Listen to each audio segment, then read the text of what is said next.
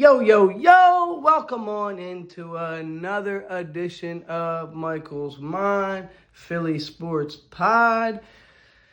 Man, it's never a dull moment being a Sixers content creator because we always got something to talk about, whether it be good or bad.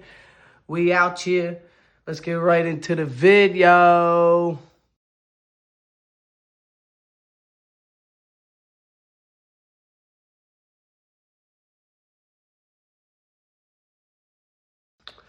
Woo!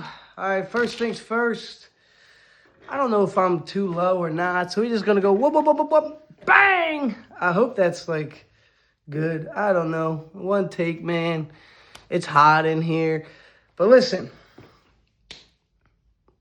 first things first, we gotta talk about the Paul George bonanza. Now, I already spoke about it on this channel that I didn't really foresee Paul George playing more than 40 games. So it's kind of like, I'm not disappointed at all about him getting injured. Like, I already, knew essentially that he was not going to be playing a lot of meaningful games this upcoming season.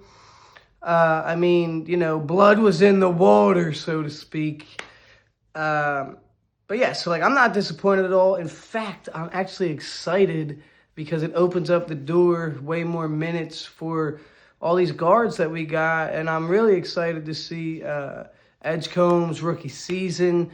I was just concerned about how many minutes were being tossed around. Now there's definitely, room to make maneuvers and have guys, share those minutes that Paul George is going to be soaking up with his 4 for 24 stat line that he puts up.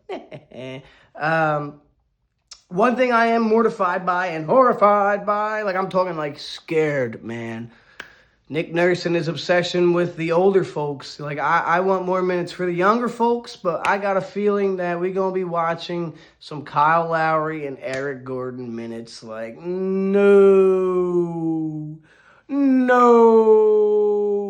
That is so not ideal. But I'm not going to be all, down in the dumps about it because I really think that there's no shot, man. There's no shot, but you got to be prepared for everything. Moving on, though, is, something that's, taking at least the Sixers side of things, the media by storm, is that Embiid article that dropped, man. And, man, was that an emotional read. Really quick, I want to get this out of the way super quick. I've already seen people, the national media pundits, if you will, out there just saying that it's a PR move from Embiid and his camp, and it's man, those people are morons, dude. And it just shows you that they don't actually read articles. They just take a couple seconds, read some stuff, and then they come and form their own conclusions and go out there and just start dragging people's names through the mud.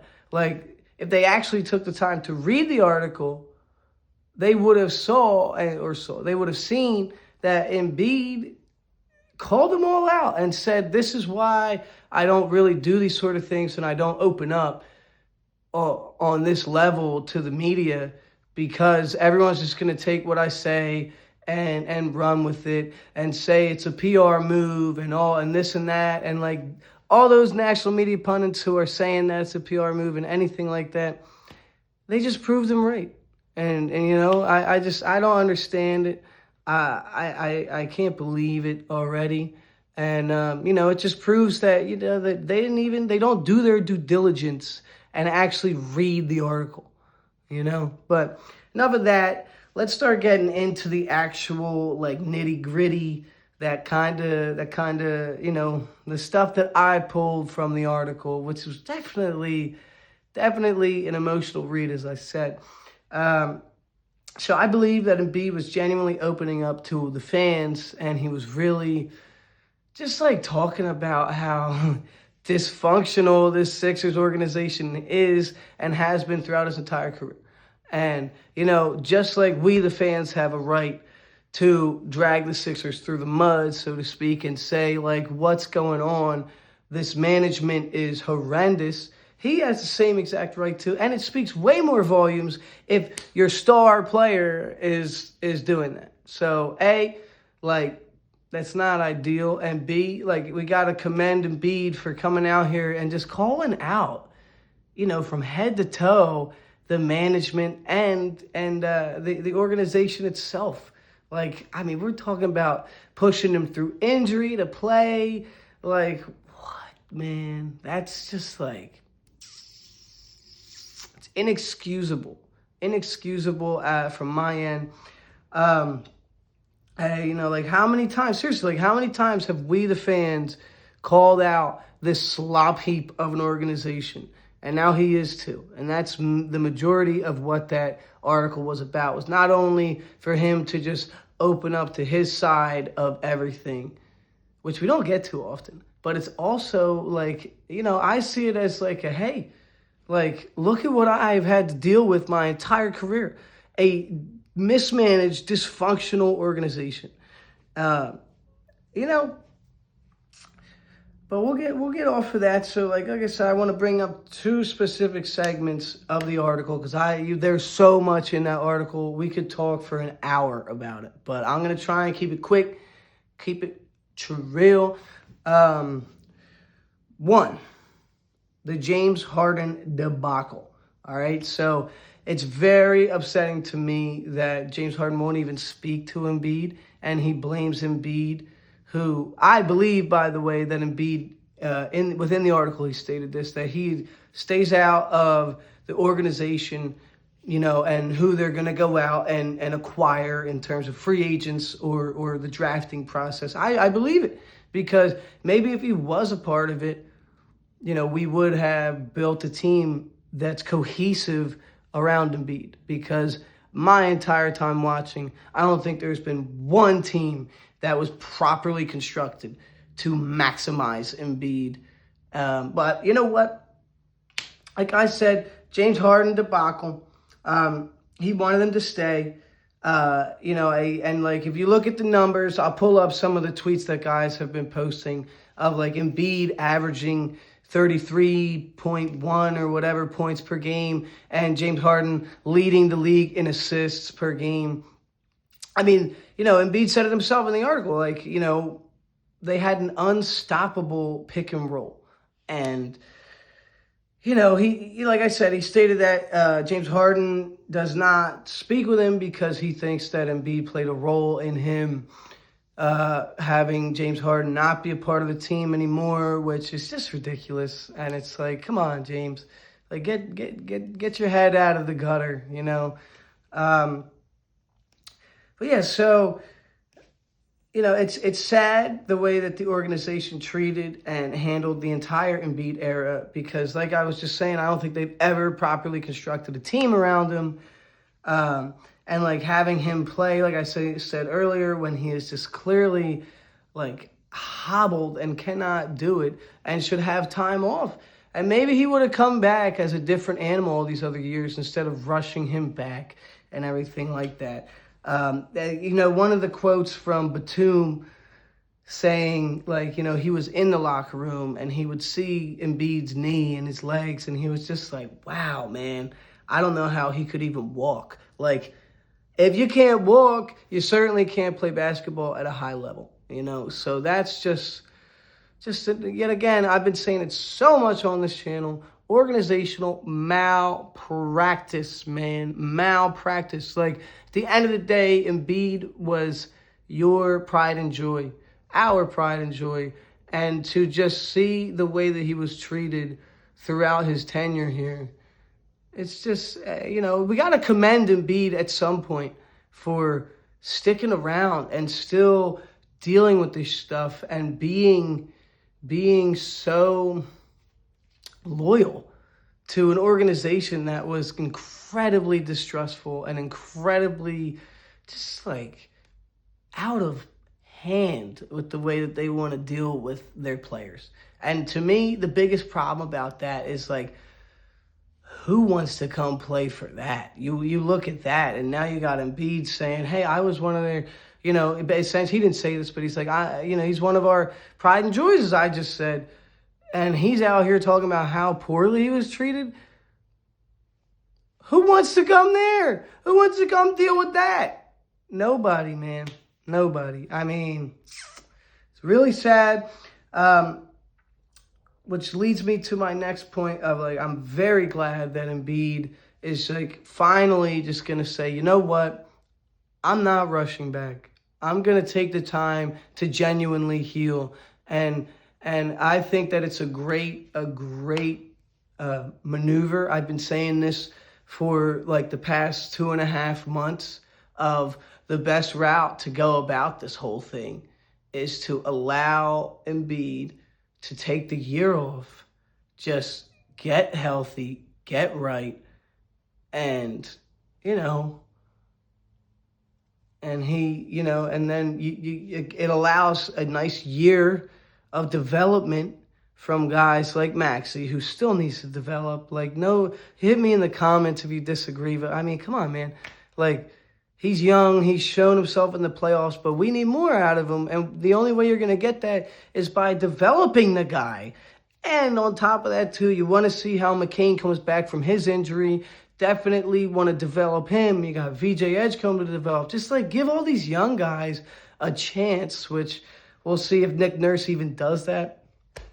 That it helps with, like, Paul George most likely missing the first half of the season with this surgery. And I just really hope that we go this route of giving these young guys time to develop and giving the old guys time to just, like, rest and get right and heal. Because if you want to see Embiid come back to the level that we all know Embiid, what we've come to expect from him, an MVP level guy, a guy who leads the league in scoring. He gets the scoring title. Like, if you want that, most likely the best route is to give him this year. And don't even rush him back and just let him get right. That's my point on that. I feel incredibly sorry for, the way that the Sixers have handled Embiid's career.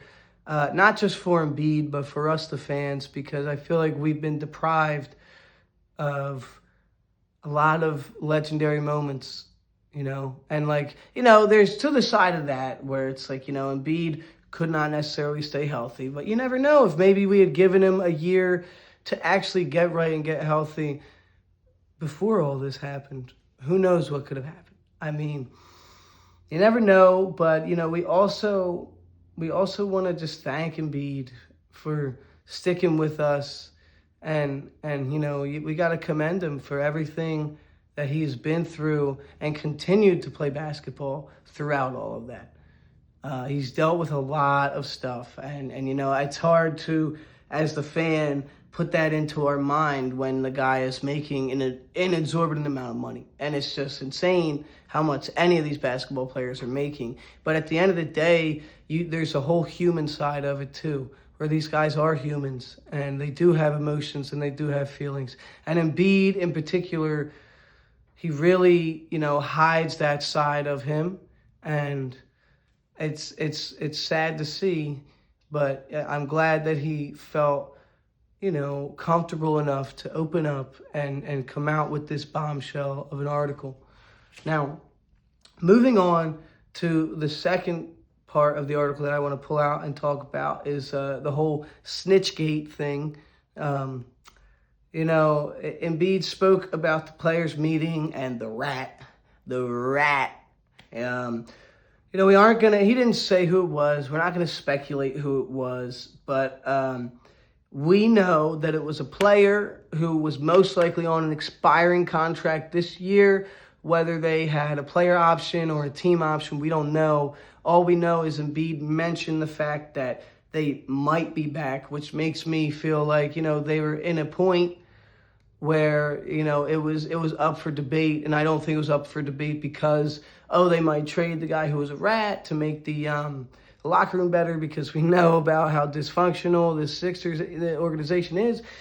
But I really think it was because, it was up in the air whether they would be back or not. And like I said, that's the most amount of speculation we're going to do, because it's just a waste of time. Whether or not they ever release who the rat was or however that goes, it's just, it's null and void at this point. It happened, and we know that that individual is still with the team, which is just, again, speaks volumes to, like, what are we doing here? Do you even know how to handle an organization or a locker room whatsoever? Because it doesn't seem like they do. From top to bottom, we got clueless people who are running the Sixers organization. And, for the fans and the players as well, it's just, like, rude, man. It's like a middle finger to our face for the past 8 years. But, like I said, I'm starting to get a little chippy. We're going to keep it going. Embiid, obviously, this is obvious for anybody, you know what I mean? He said it's hard to play with somebody like that who is going to release that kind of information. And, like, I completely get it. Like, are you kidding me? I don't know why this guy has not been shipped out or even, like, re-signed or however it happened. Like, how is he still here? Talk about dysfunction. Talk about malpractice. Talk about moronic behavior out of Daryl Morey. Get this guy fired by now, man. Isn't there enough fireable offenses from Daryl Morey? Like, come on, man. But moving on, that's the most I want to talk about the Snitchgate because this video is running on too long. I expected it to be a long one, though, because there's a lot to talk about in this article. And we may even have another video covering other stuff about it. But really, to close off the video, if you've watched my previous videos, you know my stance on Embiid. And like I said, I've always wanted to finish out his contract with us. And I wanted to continue to at least try to do the push, but I wanted for the championship. But I also wanted to make sure that our future for the Sixers organization was not jeopardized in the process of doing that. So I feel like the best route to do it is to at least give them a year, let these young guys develop, and we'll see if in the remainder of Embiid's contract, if we can get that push done and go for a chip. But I don't think it can be as heavily on the backs of Embiid as it needs to be right now, and as it has needed to be for the past years. Like I said, we got to thank Embiid for just sticking with us and honestly making us a relevant organization, because clearly if it wasn't for him, I had no faith, and I still have no faith in the Sixers organization, whether it's in the management, the coaching staff, the medical teams. They're all morons, and they don't know how to properly communicate with one another or run a team. And that's very clear. And that article, man, was definitely tough. But I am excited because we do have some young players on the roster, some young guys. And like I said, I'm going to finish this video off with some excitement about PG not being able to be around for the majority of the season due to this surgery that he had. And it's just, I'm excited to see how these young guys are going to come out and play. And I really hope that they're all given a chance. It's what I got for you guys today. I may come back at you with some more from this Embiid article, because a lot of it is just very telling about what we've already talked about, the dysfunction. Now, you guys go ahead and keep it true. Have a great rest of your day. Hit me with a like. Hit me with a subscribe. And I will come right back at you. Peace.